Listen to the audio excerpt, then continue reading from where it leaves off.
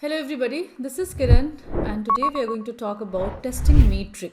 So there are a lot of measurements which needs to be done in a testing team so that the testing is most effective and at the same time the output which we are expecting is up to the mark. Now, as we grow in the testing as a tester or in the testing team, we have to understand that we have to properly align the resources in terms of time, costing, the hardware, software, everything, so that the results of testing is actually as ideal as possible, because to make it effective we have to keep a track on the proper progress. So that is called metric. The software testing metric is the quantitative indication of what is the capacity, time, amount or size of any attribute or process. So that is called testing matrix. So we have to do proper measurements in all aspects. So we'll understand this more when we move forward with the slide. Now, why is a metric important? Why is measuring anything is important? Because we have to take decisions based on the current status. We have to take decisions further. So we have to know that what is happening, how much has been done and how much still needs to be done. And this decisions and these understanding has to be on different aspects, not just test cases, not just bugs. So there are many things which needs to be measured. So to take decisions to improve, of course, like based on the previous measurements, if we are improving in terms of the matrices, we have to see a growth graph always. So to improve, we have to know the measurements to adapt to new changes. Okay, it's very important that we are able to mold or be able to be scalable as per the new changes, right? So for all these things we need to have proper matrix. Now let's move forward. There are different types of matrices. Project based matrix, when we are working in a project, so what all aspects are there in a project level. So project level matrix, there are product matrix.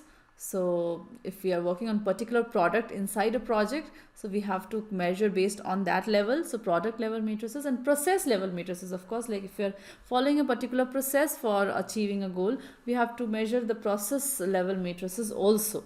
So these are the different types of matrices which they are there in the system.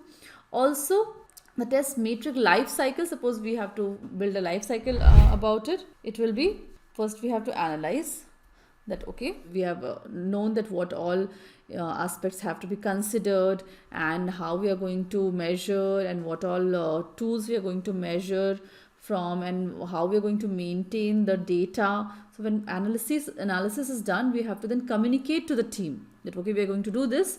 So we all have to come up with our own numbers. So once the communication is done, then there is an evaluation, that if suppose I have asked you that how many hours you need. Suppose I have asked you to fill in the sheet wherein you have to tell me that at the beginning of the sprint, how many hours of work you, how much hours would you need to do your or complete your task. So you come up with the data that, okay, I need 10 hours.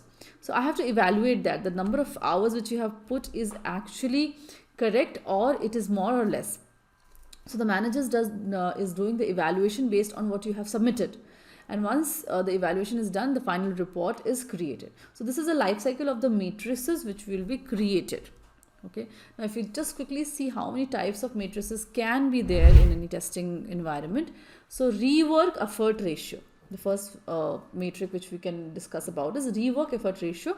So what is, suppose we have to do a rework based on, we have to, let's say, we have done some actual work we have done, actual efforts we have done.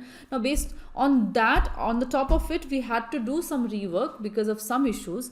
So we have to actually calculate that how much rework we have done. Rework as in once the work had been done, has already been done. Now we are working over it. So we have to have a measurement that so that in future we don't repeat the same thing. So actual rework efforts spent in that phase upon the total actual efforts spent in that phase into 100. So that's how we can calculate the rework effort ratio, right? Then if we talk about the next ratio, it will be requirement creep. What does that mean? Now, total number of requirements added. Now, let's say we got some 100 requirements from the client and in between there was some addition to the requirements. So we have to keep a track of that also, because we cannot expect to keep on adding requirements in between. That certainly shatters the plan. So total number of requirements added upon the total number of initial requirements into 100, right? So that is requirement creep. Now, the third metric which we can consider is schedule variance. What was the actual date of delivery minus the planned date of delivery? So this is a variance. There was a delay, there was a gap in the delivery. So actual date of delivery minus the planned date of delivery is the schedule variance. We have to keep a track of that too. Always, time is very important and we have to keep a track of the time. Cost of finding a defect in testing. Now, how much costing has been already spent in finding a bug? Now, total effort spent on the testing of that phase upon defects found in the testing. Now, effort in terms of time, like how much effort has been spent upon total defects found, can be used to find out the costing of that defect in testing. Now, schedule slippage, again related to schedule variance. So, actual end date, what was the actual end date minus the estimated end date. Now, there's always an estimation of, okay, we'll be able to do it by so and so date. But what is the actual end date? So, there is a variance upon planned end date minus planned start date into 100. So, by this we can measure something called schedule slippage, and which is very useful in terms of following a plan. We have to always try to be on time. So for these, if we find out this percentage, we can circulate amongst the team that this was the schedule slippage for the last sprint. So now from the upcoming sprints, we have to follow the plan. Now, past test cases percentage, very important, like number of test cases passed upon total number of test cases executed into 100. Right? So, how many test cases passed upon how many test cases were actually executed. So, suppose out of 100 test cases, only 50 or 60 test cases passed, 40% is failure, all are bugs. So, that is also important. Failed test cases, similarly, vice versa, number of test cases fail upon total number of test cases executed into 100. Okay, block test cases. Now, let's say you're not able to test something because of the environment issues, because the UI is not available, because of hardware not available, or any kind of issues. So, we have to have a list of block test case percentage also, like number of test cases which got blocked upon total number of test cases executed into 100. So, we have more matrices, we'll move forward, but these are very useful matrices if you have understood each one of them. They are very easy to understand, but at the same time, they're very important to be maintained. It's not that we have to always maintain all the matrices. We have to maintain the matrices which is actually relevant at the current scenario of the phase we are going on. Right? Now, if we move forward, we can just see fixed defects percentage. Very important, like number of defects which got fixed upon total number of defects which got reported into 100. So, for the testing teams or for the development teams record, we should know that, okay, how many defects got fixed upon total number of defects which were reported. So, out of 100, if only 20 got fixed, then it's wrong. It has to be almost ideal, and all the defects has to be fixed, right? So, 100% fix should be there. So, accepted defects percentage, it is good for a good metric for maintaining in the QA team, that you should actually raise defects which gets accepted. It should not be rejected. So, number of defects accepted as valid by dev team upon total number of defects reported into 100. Very important, but that your defects has to be accepted by the team. It's not that you're just raising defects and increasing the number. No, it's not about increasing number. It's about raising right defects, raising correct defects in the system.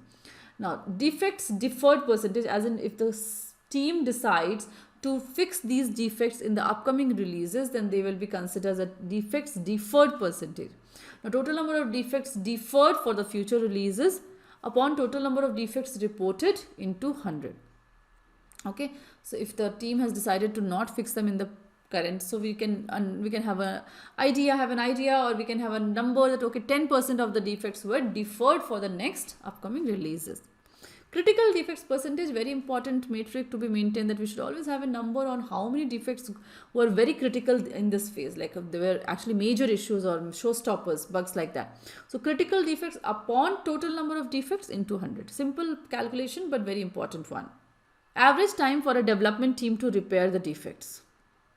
Now, let's say the development team is taking too long to fix any defect. That means there's certainly some issue with the understanding of the defect, or probably issue with the fixes, which is very tough, or there are some other issues which needs to be actually catered to.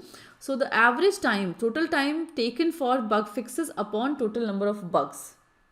So, that is going to find out the average time per bug. So, suppose 100 bugs were there, and each bug is taking one hour of fixes. So we can get an average time, total number of time taken for bug fixes upon total number of bugs. Now, number of tests run per period, like how many test cases were run upon total time. So we can get a per period as an average time we can get. Test design efficiency, number of tests designed upon total time. So let's say you want to find out that how many test cases you designed in a particular time, in maybe a day or 8 hours, 6 hours. So that's how you can find out your own designing efficiency or reviewing efficiency, anything. Test design efficiency will be number of tests designed upon total time, and test review efficiency will be number of tests reviewed upon total time, right? A bug finding rate or number of defects per test hour. Now this is also important, like how many bugs you are able to find in an hour, if you at all want to maintain that. So total number of defects upon total number of defects, the total number of test hours. So how many hours were there and how many defects were raised. So it can find out that how in 1 hour how many defects were able to find out. So these are the important matrices which can be followed for having a very efficient delivery from the testing team, and it is very important to maintain these matrices to have a smooth flow, and we can also improve with each phase and also learn from the past and also have a good number and understanding of what's going on in the system, and have a good percentage, we can have good statistics on what's going on and how to control and how to perform better. So that's all from testing matrix. Thank you everyone.